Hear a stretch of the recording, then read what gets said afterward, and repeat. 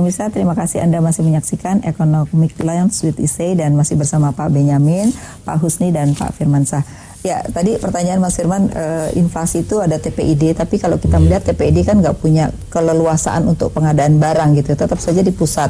Dan di pusat ini kalau kita lihat kapan impor, kapan tidak, harga kadang jatuh gitu, petani juga tidak punya bargaining position misalnya gitu. Nah ini ada persoalan inflasi, tapi juga ada sangkutan dengan kemiskinan secara langsung, baik secara supply maupun demand. Apa pendapatnya? Ya, sebenarnya dalam TPID sudah diatur, Mbak Afi. TPID itu kan forum rembuk daerah sebenarnya.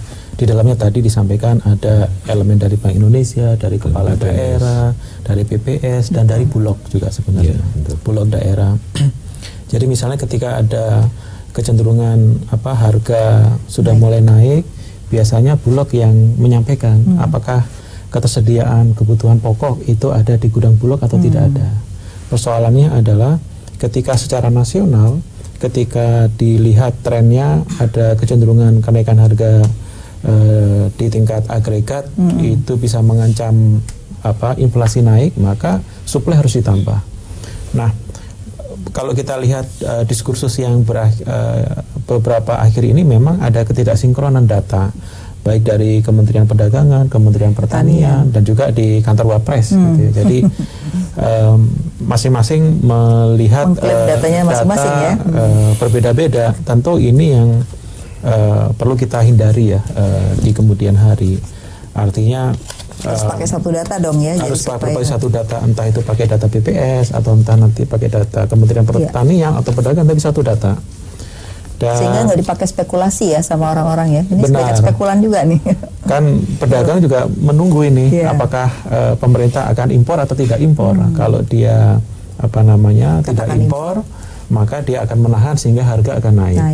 Kalau pemerintah memberikan sinyal impor, maka rame-rame pedagang akan melepas barangnya. Jadi sebenarnya dari pengumuman apakah impor tidak impor itu market signaling. Pemerintah bisa memainkan instrumen itu. Sehingga arahan terkait dengan pergerakan harga juga bisa lebih terkontrol. Kalau misalnya diskusinya tidak satu arah, tentu market juga kebingungan. Ada pedagang besar, ada pedagang kecil, kemudian ada masyarakat, kemudian masing-masing daerah juga akan mengambil sikapnya sendiri-sendiri. Ada daerah surplus beras, akan menahan berasnya untuk tetap di daerahnya, sementara daerah yang defisit beras akan kebingungan bagaimana proses untuk supply ditambah. Jadi memang semuanya akan berujung pada kesepakatan terkait dengan data apa yang digunakan. Benar tadi, ini akan berdampak pada pergerakan harga di level bawah. Nah, menarik di perkotaan itu ternyata juga rokok menjadi salah satu penyebab inflasi. Gimana nih Mas Firman? Iya, sebenarnya saya teringat apa yang disampaikan oleh Gus Dur almarhum ya. Sebenarnya kenaikan harga itu tidak masalah sejauh masyarakat terjangkau. Jadi persoalan di level harga harus diimbangi di level pendapatan. Memang ada beberapa alokasi yang tadi Mbak Awi sampaikan terkait dengan rokok. Ini bukan lagi struktural, tapi persoalan kultural. Jadi bagaimana kita bisa mengedukasi masyarakat, terutama di lapisan menengah ke bawah, terkait dengan pola hidup yang lebih baik, sehingga alokasi belanja di level rumah tangga juga bisa lebih produktif. Oke, Pak Benyamin, gimana nih masalah pangan? Apakah di Tangerang Selatan ini juga bagaimana cara mengendalikan, jadi tidak tergantung hanya pusat, tapi juga di pemerintah sendiri melakukan? Inflasi di Tangerang Selatan ini 3,4% angkanya sekitar demikian. Dan Tangerang Selatan bukan daerah penghasil komoditas. Kami TPID yang ada di Tangerang Selatan setiap bulan kita bertemu untuk mendeteksi, BPS nanti menyampaikan dan semuanya begitu, apa saja komponen yang paling besar menyumbang inflasi pada saat itu. Seperti pernah pada waktu beberapa yang lalu cabai merah menyumbang inflasi paling besar. Kemudian Ibu Wali Kota langsung bergerak melakukan gerakan menanam cabai merah di seluruh kota Tangerang Selatan pada waktu itu. Demikian juga kami bekerja sama melalui Dinas Pertanian, melalui Dinas Industri dan Perdagangan. Kami bekerja sama dengan daerah sekitar untuk menjaga stok, gitu. Untuk baik beras, kemudian juga 9 bahan pokok dan seterusnya. Pasar di Tangerang Selatan saat ini ada 5 pasar-pasar tradisional, ditambah paling tidak ada 2 pasar modern begitu yang banyak diminati oleh masyarakat. Pergudangannya itu stoknya relatif cukup untuk 2 bulan saat ini. Jadi memang selalu dipantau ya untuk selalu pangan dipantau, ya. Jadi termasuk bukan hanya beras dan telur tapi juga beberapa pangan pokok gitu ya. Bahkan Dinas Perdagangan memasang CCTV kemudian televisi begitu untuk menyampaikan pergerakan harga setiap saat. Bagus juga ya. Jadi ada symmetric information ya. Betul. War room. Nanti itu juga membuat berhasil untuk supaya masyarakat tahu berapa ya. Karena biasanya Pak antar pasar itu harga bisa beda-beda Pak. Barangnya sama gitu. Jadi salah satu caranya untuk supaya mengendalikan harga sama itu dengan cara itu. Dengan cara itu karena kami menempatkan petugas di setiap pasar-pasar itu, Pak. Termasuk juga ada kewajiban laporan dari pasar-pasar yang dikelola oleh swasta di Tangerang Selatan. Jadi hanya berapa bahan pokok tuh Pak yang di Tangsel yang selalu harus dilaporkan? Paling tidak 9 memang. 9 bahan pokok ya? 9 bahan pokok yang selalu menjadi fokus perhatian kami. Oke, Pak Husni, sebenarnya kalau kita bicara bahan pokok itu kan dulu 9 bahan pokok ya. Sekarang tuh definisi pemerintah tuh berapa bahan pokok sih sebenarnya untuk selalu dipantau oleh pemerintah begitu? Sebetulnya kalau berapanya memang kita arahnya ke arah atau tergantung daerahnya Pak? Peningkatan ya, pertama kita pastikan kalau bahan pangan itu diperlukan untuk meningkatkan kesehatan ya. Tapi banyak juga kalau kita lihat dari basket inflasi itu kan kalau di Jakarta itu ada 400 gitu kan, 400 item. Jadi memang sangat tergantung dari daerah masing-masing ya, masing-masing. Cuma memang yang pasti pangan. Kalau kita di Kemenko PMK kan memastikan daya beli masyarakat miskin itu terjaga. Itu pasti pangan. Karena pangan di garis kemiskinan itu 30%. Itu harus kita jaga gitu.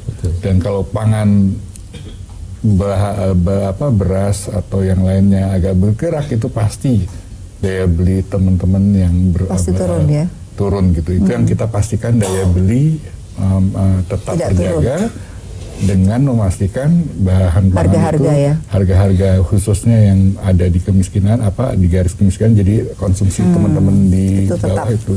Jadi pangan itu memang yang utama ya Pak. Oke, Pak, kita sekarang mau bicara tentang anggaran Pak. Anggaran pemerintah pusat sekarang 398 triliun ya Pak ya. Naik yang cukup signifikan juga gitu. Nah, apa sih sebenarnya tambahan-tambahan untuk tahun 2008 ini sehingga cukup signifikan untuk anggaran kemiskinan? Apalagi ini mendekati pilkada nih Pak. Pilkada ada 171 ya, kabupaten, kota dan provinsi gitu ya.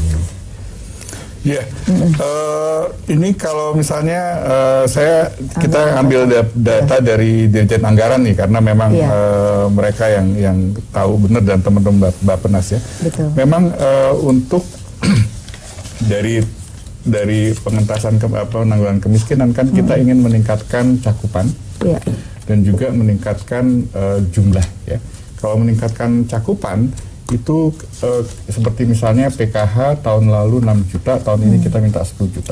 Dinaikkan ya dari PKH-nya. Jadi memang pasti jumlahnya juga meningkat dan juga cakupan jumlahnya juga akan meningkatkan. Cuma kalau dilihat dari untuk bantuan sosial sendiri, Mbak Afi, itu naik, bahkan persentasenya meningkat. Jadi bukan hanya kita bicara tentang nominalnya gitu tapi juga persentasenya meningkat. Sebentar, saya ada data dari teman-teman anggaran yang memastikan memang kita bahkan meningkatkan persentasenya. Sebentar, saya lihat contekan. Sambil contekan saya tanya Mas Firman. Mas Firman, kalau kita lihat ini apakah mendekati pilkada di bulan Agustus dan juga Pilpres 2019 sehingga anggaran kemiskinan naik nih?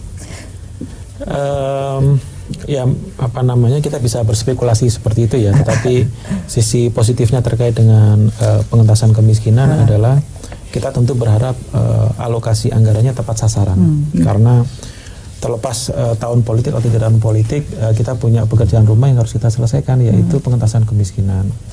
Jadi masyarakat sangat miskin, hampir miskin, dan miskin itu penanganannya berbeda-beda.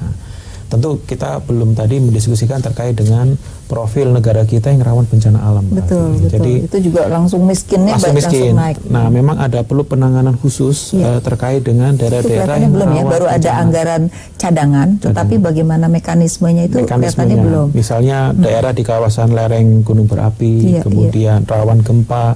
Karena masyarakat kita ketika ada bencana alam, gunung meletus, aktivitas ekonominya terhenti, warungnya tutup, kemudian hewan ternaknya meninggal, sawahnya tertutup abu dan lava, jatuh miskin. Nah, bagaimana skema dan prosedur antara pemerintah daerah dengan pemerintah pusat untuk merehabilitasi infrastruktur ekonomi dengan cepat, masyarakat kecil dalam waktu yang cepat. Ini juga saya melihat perlu ada mekanismenya ya, bahkan juga ada kredit-kreditnya karena dianggap macet, terus mereka tidak bisa pinjam lagi kan. Nah, ini kan harusnya dihapuskan misalnya. Nah, ini juga kecepatannya agak lambat untuk melakukan itu. Jadi memang sebenarnya masih banyak pekerjaan rumah. Jadi kalau tadi disampaikan terkait dengan anggaran pengentasan kemiskinan naik, tentu dalam kacamata penanggulangan kemiskinan kita perlu bersyukur ya. Tinggal memang bagaimana pengalokasiannya, penajaman programnya lebih tepat sasaran, sehingga target dalam 2 tahun ketika anggaran ini naik, maka orang miskin jumlahnya juga harus turun secara signifikan begitu. Nah, saya menarik nih yang dikatakan Pak Firman begini, banyak sekali ketika mau pilkada ya, semua itu kampanyenya menurunkan kemiskinan, tetapi ketika sudah melakukan kepemimpinannya itu tidak terjadi penurunan. Nah, ini gimana sih cara masyarakat itu menilai bahwa pemimpin itu berhasil dengan janjinya misalnya gitu? Gimana caranya? Ya, memang kalau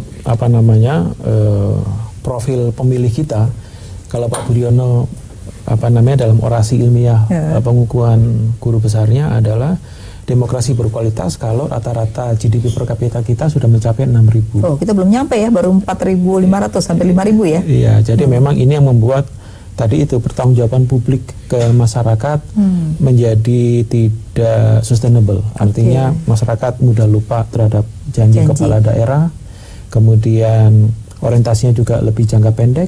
Belum lagi kita bicara tentang money politics misalnya ada di dalamnya. Ini yang menjadi tantangan demokrasi kita. Oleh karenanya memang ini menjadi tanggung jawab kita semua, Mbak Avi. Kami di perguruan tinggi juga punya tanggung jawab untuk mengedukasi masyarakat kita. Partai politik juga punya tanggung jawab bagaimana memilih kader-kader yang memiliki track record yang baik. Saya rasa pemerintah pusat, Kementerian Dalam Negeri, kemudian tempatnya Pak Husni juga memiliki tanggung jawab yang sama untuk bisa menagih janji dari kepala daerah juga. Karena ini kan jadi pertanggungjawaban masyarakat. Tidak hanya kepala daerah eksekutif, tapi juga jangan lupa DPRD. Iya, itu juga termasuk ya, karena menyetujui anggaran yang ada di APBD ya gitu. Iya Pak, jadi Bapak saya kembali lagi. Tadi kalau melihat dari anggaran yang dikeluarkan Pak, itu berapa persen sih untuk kemiskinan khususnya di Tangsel? Dari 3,4 triliun APBD untuk 2018 ini kita hampir 15% itu dialokasikan untuk pengentasan kemiskinan. Berapa? 30? 14%. Oh, 14% ya, oke. 14% untuk pengentasan kemiskinan yang tadi salah satunya untuk pembinaan dan lain-lain tadi ya. Ada 4 kelompok di situ, ada perlindungan sosial, ada pemberdayaan masyarakat, ada pemberdayaan usaha ekonomi dan infrastruktur. Kalau yang dari tadi data di TP2K tadi Bapak berapa persen dari Tangsel Pak mendapatkan kartu-kartu tadi untuk pangan? Di Tangerang Selatan kalau untuk kartu pangan rasanya tidak ada ya. Berarti bagus dong. Berarti termasuk yang termiskin. Dipandang oleh pemerintah. Ada Pak. Ada ya. Oke, nanti tapi ada Pak. Kita break dulu ya. Pemirsa jangan kemana-mana, tetap di Economic Lounge with Isay.